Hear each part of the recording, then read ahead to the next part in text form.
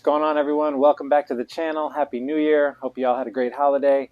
Let's get started. We're going to play 3-5 no limit at the South Point. I took advice from one of the comments. I added my position in the upper left-hand corner with my hands. Other than that, nothing new. So let's get started with some 3-5 no limit at the South Point. All right, picking up right where we left off from last session. We pick up Jack 7 suited in the cutoff. We're only 6-handed at the moment. +1 raises to 15.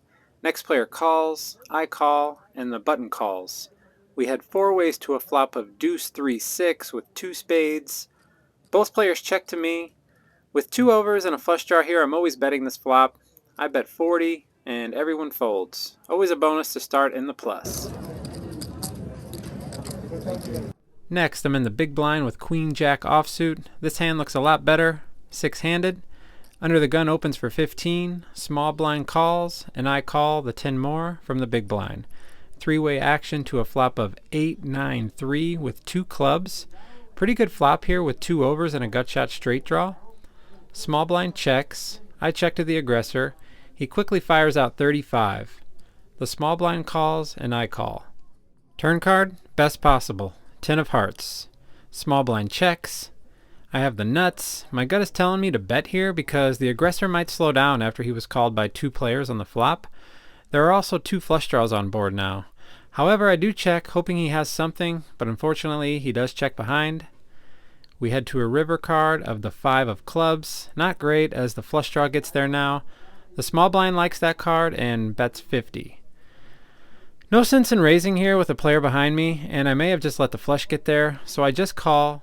The other player folds and small blind shows king 10 for top pair of 10s, so we take it down, but I think a better play would have been to bet half the pot on the turn with that board texture to charge flush draws and 2 pair hands. The very next hand I'm under the gun because the player on my right just sat back down and bought the button. Another player came back and posted as well. The $10 straddle is on from the dealer button. I open for 35 with ace king. Under the gun +2 calls, and it's to the straddler, which is the player who just lost with the king 10. He puts in the 3-bet to 130. He's got about 1,800 in his stack. Given the fact that he just lost a hand and is also on the button, I think there's a great chance he could be 3-betting light. With that in mind, and with the player in the middle, I decide a 4-bet is in order. I re-raise to 425. Middle player folds, and it's back to the straddler. He asks for a count, and then folds ace-king face up. So he actually had a monster, but I was able to put him in a tough spot there with a 4-bet and pick up $175 without seeing a flop. Thank you. Next, we pick up ace-queen offsuit under the gun. Game is full now. I open for 15. +1 calls, middle position, and small blind calls. We have 4-way action, and we get an above-average flop of king jack 10 rainbow. With 3 other players in the hand, someone likely has a piece. I bet out 35. Player on my left folds, middle position player calls, and small blind folds. We're heads up now to a turn card, which is a 4 of diamonds. I stick with my flop sizing of a little over half the pot, hoping to keep him in. I bet 80. He just calls. So I'm thinking he just might have top pair with a poor kicker, or a hand like jack queen or 10 queen. He may also be playing 2 pair very cautiously. River is another blank, 3 of spades. Ace queen remains the nuts. I'm looking for value here against top pair and 2 pair hands. I bet 225, and unfortunately he doesn't think too long before making a good laydown. Next, I pick up ace 5 of clubs. I seat changed over to seat 1, where my phone was plugged in. It's folded to me. I'm in middle position. I raise to 15. Hijack, cutoff, small blind, and big blind all call. We go 5 ways to another flop that is well above average of 9-6 deuce, all clubs. It's check to me. I have it all here, so not looking to scare anyone off. I check as if uninterested, hoping players in late position will stab at it. Nobody falls for it though, and it checks around. Turn card is a 5 of hearts. We still have the nuts. A few straights get there, and I'm hoping someone has hit something as it's checked to me again. I bet 35, and it folds around so fast like they knew I had it all along. Thank you. You're welcome. A few orbits later, I pick up ace-king suited from middle position. I raise to 15. Player on my left calls, cutoff calls, and it's to the button. He's a new player that just lost his $800 buy-in in the first orbit. He rebought for 800 more. He goes ahead and sticks in the 3-bet to 90. Again, this player is on the button, which is a favorable spot to squeeze from, and it's likely he's looking to get involved and get his money back. I promise you I've folded ace-king before, but I'm not doing it here. I'm ready to play for it all again, given this situation.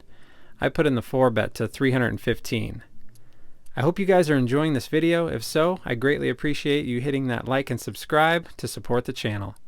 Okay, so it's folded back to the button, and he quickly makes the laydown. So happy to pick up another $125 profit without a flop. We're up about 450 now. About 3 hands later, I'm in the big blind with 7-8 suited. Under the gun limps in, which always scares everyone. So +1 limps, cutoff, button, and small blind all just call. We have a limped pot 6 ways. Flop comes ace 7-8 with 2 diamonds. Bottom 2 pair is pretty vulnerable hand here, so I bet 20, just hoping to take it down now. Not even close to happening though, as under the gun calls, cutoff, and small blind call. I actually feel like I have the best hand at the moment, as any hand better likely raises that flop, but we have a ton of draws to dodge here. Turn is a 10 of hearts, so 6-9 and Jack-9 get there for straights. I should probably slow down here, but I don't want to lose control of the hand.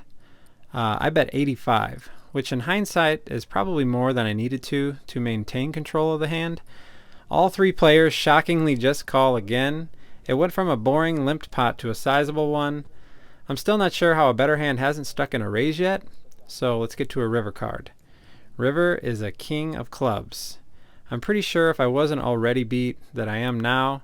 I decide to check. Under the gun does not, however. He bets 175. I thought he might have limped in with aces or ace-king, but I kind of ruled out aces when he just called the flop and turn bet. The cutoff folds, and small blind goes into the tank for a while before finally calling.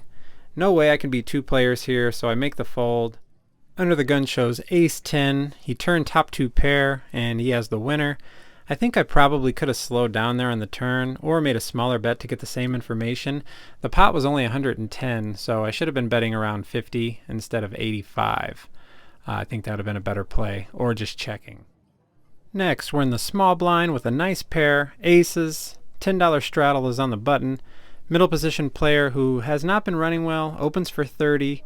He has about 600 in his stack. Straddle calls, and it's to me.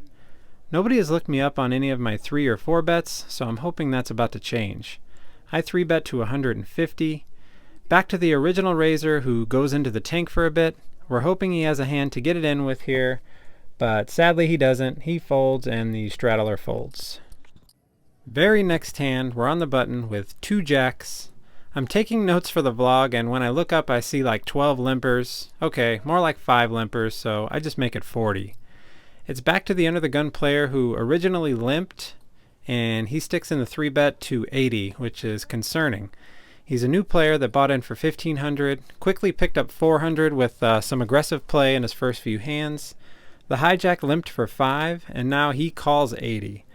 I just call the 40 more in position, looking to spike a jack. 3 ways to a flop now of king 7-6 with 2 diamonds. Both players check to me, which was really nice of them, and I'm happy to check and get to showdown as cheap as possible. Turn is a deuce of diamonds. Pretty good card, as I have the jack of diamonds. So under the gun checks again, so I'm not really concerned with him now after checking twice. Middle position player now bets 100. I don't think he has many hands with a king, since he limp called 80 from middle position. Thinking he might have a hand like pocket 8s, pocket 9s, possibly just the ace of diamonds, looking to take it down with a semi-bluff. So given that I'm not as concerned with the under the gun player, I just call here, but to my surprise he also makes the call. So now I'm not sure what's going on and what anybody has here. River is a 3 of spades, no help. Under the gun checks again. Middle position player thinks for a bit and bets super tiny, 125, about 20% of the pot. I have to keep him honest here for that price, so I call. hoping the under the gun player folds, but he doesn't. He calls, so now I know I'm sunk. Middle position player shows 7-7 for middle set of sevens, trips, and under the gun shows aces, so I got taken to Value Town there with third best and a strangely played pot. Looking back, I think I need to stick in a raise on the turn or just fold. A raise on the turn likely gets aces to fold there. The set of sevens won't be folding, but I have outs with a diamond or a jack, and I can also evaluate some river cards for a big bluff, or just check back and lose pretty much the same amount. So definitely could have played that hand better.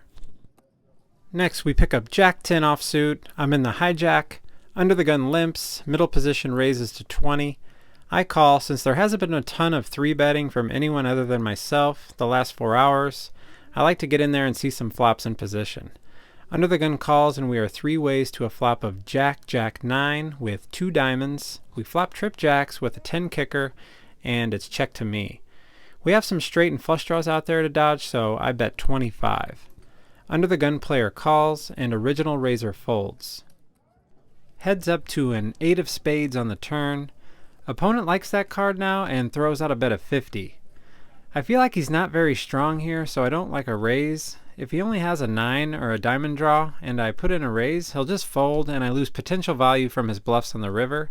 But if I'm wrong and he has Queen-10 for a straight or a bigger jack, I just lose more money. So I just call the 50 here, and we see an 8 of diamonds on the river, giving us a full house now. He slows down and checks to me. So I think I can get some thin value here against a 9 or a flush. I bet 75. He ends up calling and didn't look too upset after I showed him the full house, so I think he called me pretty light there. So we get a few hundred back after losing with those jacks, and we're up about 390. I play one more orbit with nothing eventful. The action players left the game and it's pretty dry. A few friends just rolled into town, so I'm going to book my 7th consecutive win and treat them to a steak dinner.